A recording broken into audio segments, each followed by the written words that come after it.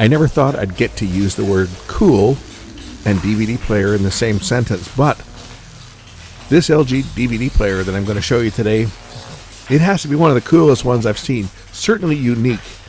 Let's check this one out. Well, here's some more garbage that I was given. Life's garbage. I can't think of any uglier CD or DVD player than this thing. I mean, this is a dust magnet is all this is. This is a DVD player. I thought at first it was a Blu-ray, but it's actually not. It says DivX HD playback. So DivX discs that could play back in HD if they were HD discs. 1080p upscaling, USB plus. It's just a DVD player. And it's got to be one of the stupidest looking ones I've seen. For one, it collects dust, but you can turn around this base on the bottom, swivel to stand up, it says, and then you can set the thing like that. Well, it'll stay up. See, it'll stay up until you touch it, and then it falls down again. It's like, what a stupid design this is, you know? It's like, what the heck's the point? Because, as they say, all you gotta do is just touch it. Just touch it slightly and it'll fall over. I don't even know if this thing works. It says hello on the screen, so I guess it does do something. Load? Is there a disc in it? No disc. Well, it does have a nice vacuum fluorescent display. That actually looks kind of cool, that. But, and I guess if it were able to sit there without falling over, you put your disc in. Full of dust as well. I don't know if this thing works or not, so we'll try it and see whether it actually works. It's just a straight DVD though. I thought it was Blu-ray, but no. It's just a straight DVD. So we'll load a disc in there and see whether it plays anything. I've got another silly looking DVD player which uses a slot load. It says that it is a DVD and it sees it, and will it play? And indeed it does. And this one works. And you don't need the remote control to actually play a disc. Well, that's kind of a bonus because I don't have the remote control for it. But it does have skip buttons to skip ahead to the next track, for example, because there's multiple tracks on here. And it's skipping ahead, and it now finally found it 5 minutes later. My disc is indexed every 5 minutes, so to scan ahead, it takes this long to find the next track, which is another 5 minutes ahead. This thing's painful, it's so slow. It does have HDMI output. It says it will play back MP3s from CD and CDRW. Well, that's a bonus. But without the remote, you wouldn't be able to put in random playback. DivX plays Windows Media and DVD video, so it doesn't do anything else. It doesn't do HD discs or anything other than this DivX HD playback, which of course DivX is a dead format that never really took off.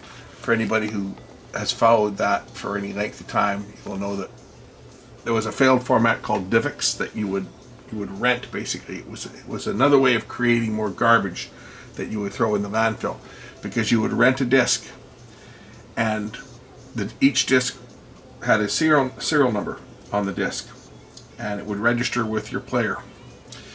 And once you played it, you had 48 hours to watch it, and then at the end of 48 hours, it would no longer play, and it wouldn't play on anybody else's player either because it was registered to a specific player. So I know as far as DivX went, there was a couple different variations because I think it's around in name only, but I was referring to the DivX Digital Video Express, which was a digital video format that was originally created by Circuit City, and it was an attempt to create a rental market where you rented the disc, or you picked the disc up and it would play for like 48 hours or whatever, and then the disc would no longer play.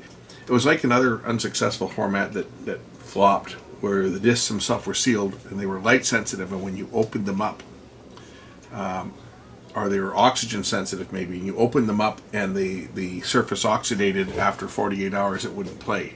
Remember that format? I think Techbone did something on that. I remember reading about it, but it was a disc that would, once you opened it, when you got it, it was sealed. And once you broke the seal, it was either exposing it to light or exposing it to oxygen, probably oxygen. And once it was exposed to air, it would oxidate, and you had like literally 48 hours before the disc failed. But the original DivX, I think it's an encryption format now that might still be used, where you can download stuff, burn it onto a disc, and then play it, and you've got X number of hours once you've registered it, once you've physically recorded it for it to play. Anyway, the original DivX format was a disc that expired after 48 hours, and you just threw it away. Another way to create waste. It was just people basically didn't have to take the movie back to the store, and they could just concentrate on selling discs. And it was something that Circuit City was trying to create an alternative to the rental market, and of course it failed. It failed miserably, and caused a huge financial loss for Circuit City, and was probably one of the reasons why Circuit City failed in the end. It was the same format as a DVD used, but it had digital rights management on them, and it was standard definition, of course, like a DVD. I just did a little quick look up, and here's exactly what it was. I was right. It was a rental format variation of the DVD player, which a customer would buy the DivX disc similar to a DVD for about $4.50, which was watchable for 48 hours from its initial viewing. After this period, it could be viewed by paying a continuation fee to play it for 2 more days, and viewers who wanted to watch a disc an unlimited number of times convert the disc to a DivX Silver disc for an additional fee. So the disc itself would register with the player, and the player would only play it for those many hours. Each DivX disc was marked. Here's how it worked: with a unique barcode in the burst cutting area that could be read by the player and used to track the disc. The status of the disc was monitored through the account over a phone line. Oh, so you had to actually plug your player into a phone line. Well, that makes sense now. That makes a little more sense, because we're talking an era before DVD players were connected to internet, for example. So I was wondering how they did it, but there you go. You plugged it into a phone line. You had to have an account set up, and it would call an account to serve over the phone line to charge for viewing fees, similar to the way DirecTV and Dish Network worked at the time for pay-per-view. And here's the big one. There was only 478 titles that were released as DivX discs, and it was discontinued June 16th, 1999. So that was the end of that. So, as you can see, it's a DVD player. I mean, it looks like any other DVD player. The only thing that makes this thing kind of unique is the fact that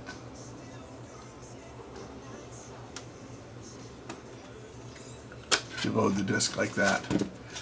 Other than that, there's really nothing to get excited about with this machine.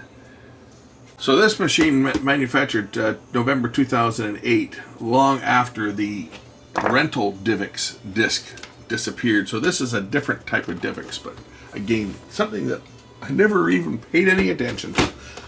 I've seen the name, and I think there's some file formats that support the DivX format, but I've never really paid much attention to it. Just another compression scheme. Let's open this piece of crap up and see what it looks like inside.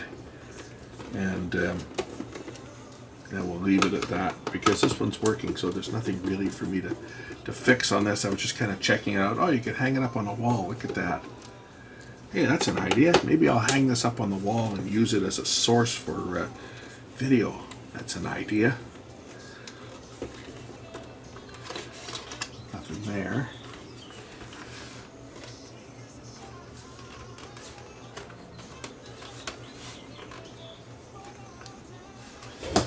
Spudger. In this case, screwdriver.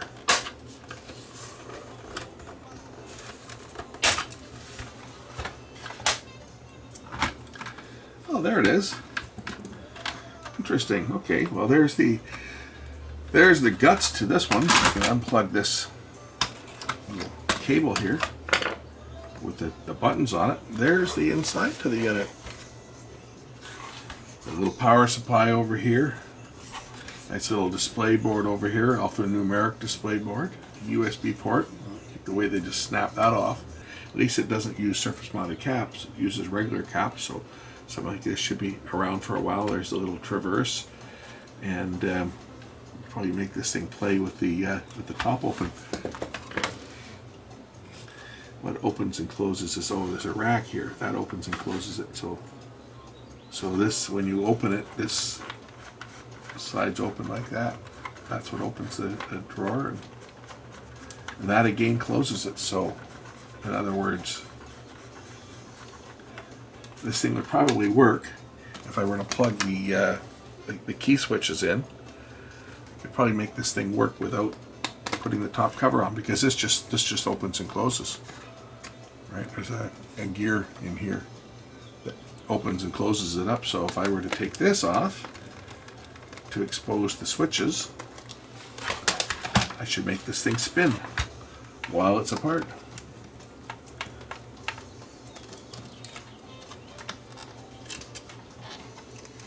That should lift out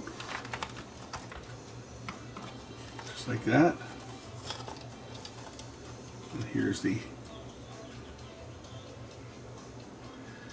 What the heck are these proximities? These look like they're proximity switches. They're not even switches. Well, that's cool. This, you just touch your finger there. Far out. Let's just, I gotta make this thing work. Now I'm intrigued. We'll just plug that in, and we'll just set this on here somewhere. Put up the power on, and we'll make this thing work with it apart.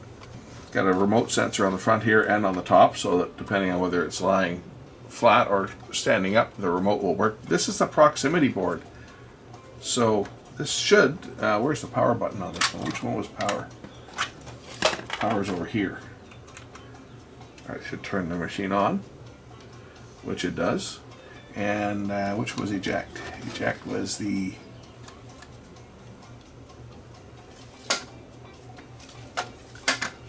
Figure out which button does what. No disk, no shit. Oops.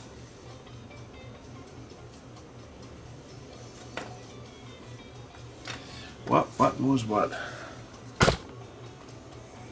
Eject, play, stop. Okay. So eject is the one on the left here. So if I put my finger near this, it should try to eject it. This is a proximity sensor. It's supposed to be mounted on here like this, so that the lights shine through from this.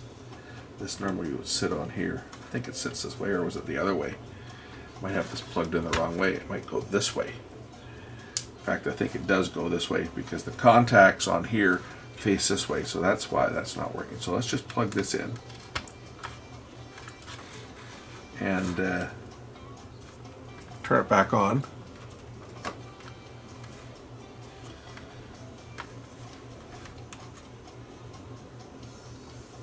There we go. Our light's light up on the front here. If I put my finger close to this one, it should open. And it does. Alright! Let's load a disc here. We got some fun with this player. Yeah, it's a kind of a cool player. You can have this thing mounted on a wall, sitting apart like this, and just bring my finger near here, and it will act like it's closing, and the disc will start to spin. I'm liking this. I think this might just get hung up on the wall like this as a DVD player that's... It's open. Cool. How cool is that? You know, I never thought, and this is how this works, is when this is sitting in here like this sits in here like that. Of course, I'm getting too close to this. This is a proximity. So if I bring my finger down, which one's stop? I have to look this up and see. Stop is the third one over. So, I mean, I could write on here what they are. But this is stop there, so if I do that, it'll stop. It's actually fast forwarding now. Go back to play. There, play, and stop.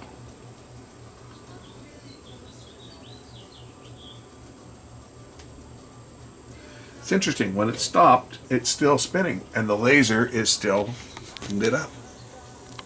That is cool. You know, this is, I gotta leave this thing apart. I really have to leave this machine apart. This one doesn't need to go together. It's just too cool to have it. Here, let's watch a DVD and have it hanging up on the wall, right? And pop a disc in it and turn it on and push play, just to be able to see the disc spinning with the laser glowing away, and no interlock switches to shut it down. Like most DVD players, of course, you know, you open them up and you can't see anything because they're all covered up. This one here is right out there in the open. And if I push stop a second time, will it fully stop or no? Or do I have to open it? I guess I have to open it. And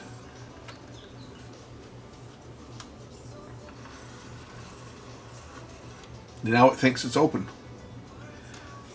Right, push play.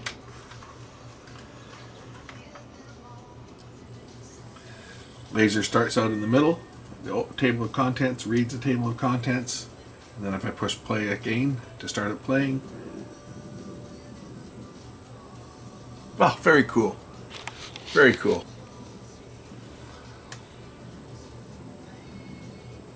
I'm glad I took this thing apart. Anyway. All I would need to do to remind me as to what is what. Put a piece of tape on the board here to hold this down in position. I mean, it doesn't even need to be attached to the front for that matter. There are screws that attach this to the front, but they don't need to be there. You take this unit, throw a piece of tape across the front here to hold this down, and write on the tape what the buttons are.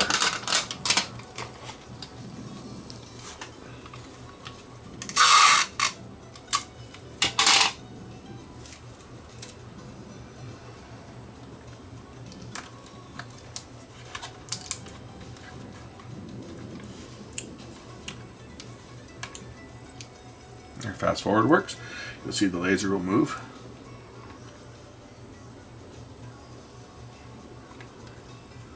Moving faster now than it was before. But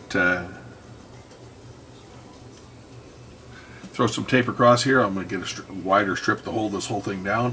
We'll label what they are. There. That will do it. I've never seen a unit that actually uses touch sensitive. These are proximity switches, so what they do is they detect the capacitance of your skin or your body. So your body picks up just electromagnetic radiation from everything, right? Anything if you put your hand on a scope probe, for example, you'll see all the noise that's being picked up. So basically what this is each one of these, they're just a antenna, basically a proximity antenna, and they're all surrounded by a shield, and each one of these is connected to an input to a chip. And you see, if I touch it with this, nothing happens, because the capacitance of a screwdriver is not enough. But if I hang on to the screwdriver, it should stop, which it does. If I touch it here, it'll go into play. There we go, we're playing again. It's flashing. Why is it flashing? What have I done?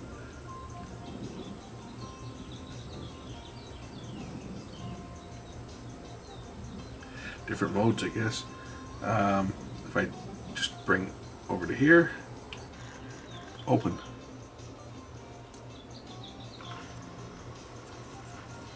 So there you go. There's my coolest DVD player.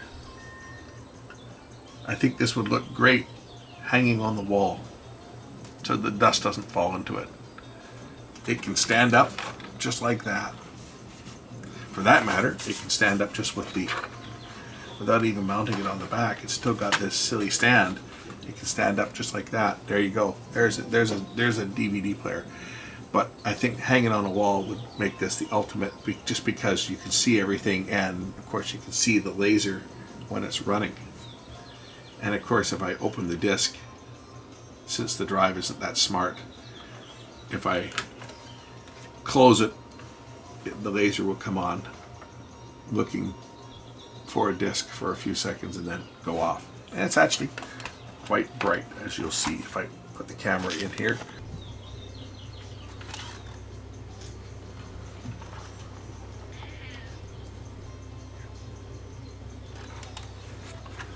Cool. Put the disc in, just open and close. It will now spot the disc and start spinning away.